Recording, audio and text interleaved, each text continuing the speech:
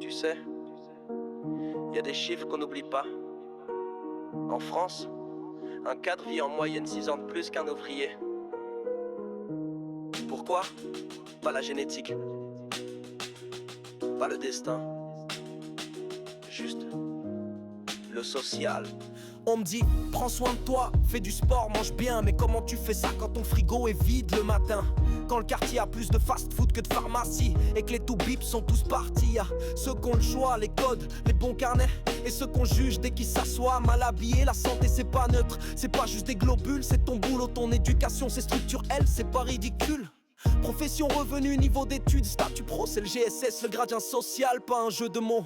Plus tu montes dans l'échelle, plus t'as accès à l'écoute, plus tu tombes, plus le système ferme les issues. C'est pas qu'une histoire de choix moral, c'est des barrières invisibles mais brutales. Gradient social de santé, c'est structurel, pas banal. Alors le capital économique, c'est ce que t'as dans ton compte en banque. Et dans la santé, ça fait toute la différence pour te soigner, pour manger équilibré, pour éviter d'attendre des mois. C'est pas ton ADN qui te fait bien manger, c'est le montant que t'as sur le ticket resto ou sur ton relevé. Les légumes bio coûtent plus qu'un menu frites steak, et le Nutri-Score s'efface quand la fin de mois te rend sec. Faut du fric pour soigner, pour bouffer sans dégâts, pas juste des ordonnances mais du temps, du choix.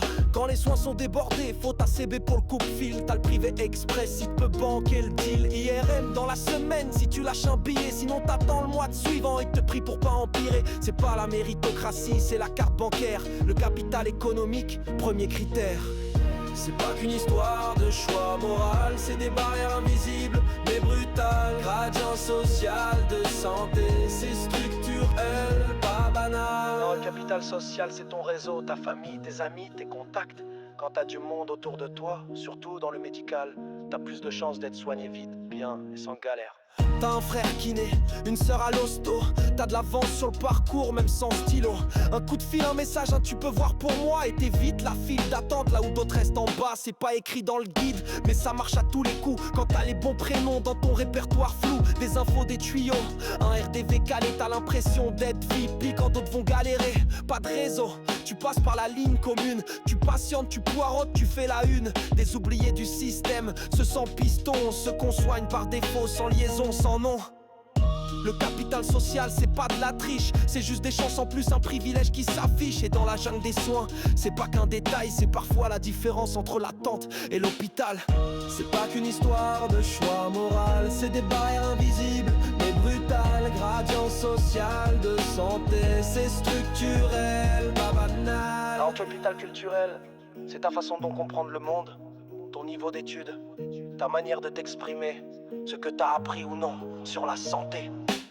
Parler santé, c'est pas parler français. Faut savoir décoder, faut savoir ce qu'on te fait. T'as pas fait d'études, tu comprends que la moitié, mais tu dis rien, tu dis oui pour pas déranger.